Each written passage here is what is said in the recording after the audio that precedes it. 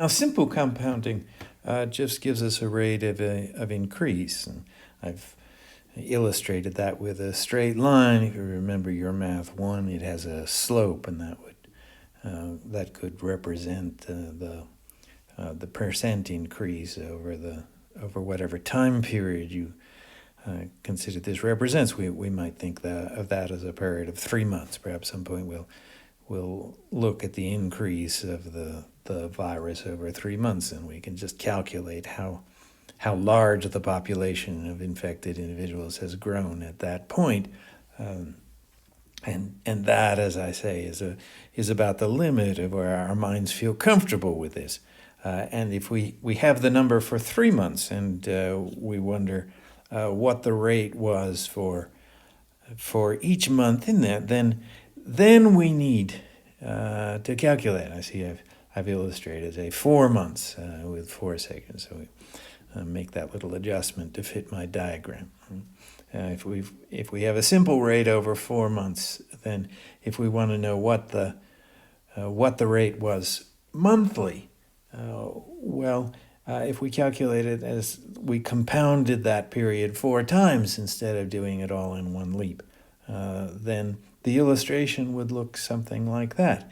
Each time we stop to compound, the population grows, and so the growth at the same rate from that population would make this bigger, and so the rate that explains what happened in a simple way and in one leap over 4 months would be higher than the rate each month.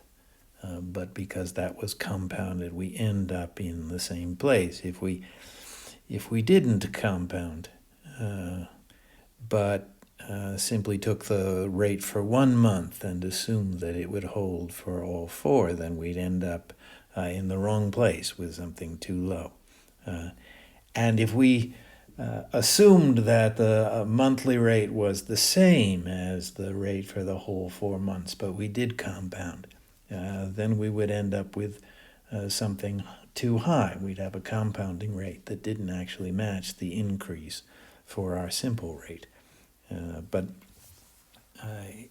when you're looking at a phenomena like this, unless you have a very simple situation where you have a concrete number for some definite time in the past and you are only interested in that same time forward in the future, you are going to have to have both a simple rate so that you can get your mind around what the increase was over the period, but also a rate for compounding in the compounding period.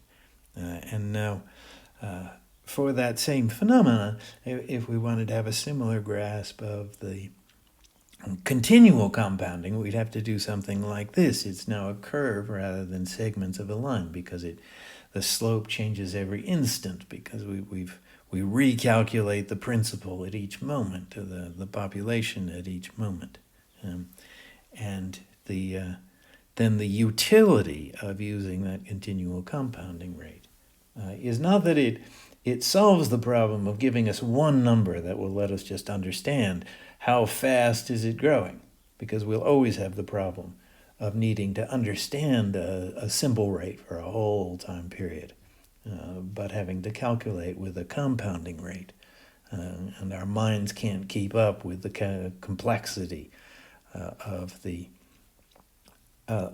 changing principle, and therefore the changing outcome. You will remember when we were talking about the population growth in Suli over more than a century, we had some guesses that were way over 50% per year to account for the huge change between 1907 and 2020 in the population of Suli. But the right answer turned out to be something less than 4%. Right? And that I point that out not because it's an error, but because that's the natural way our minds work. We cannot get our minds around the effect of compounding. So we've always got, if we're playing with numbers in any flexible way, we've always got to have a simple rate that we can understand and a compounding rate we can calculate with.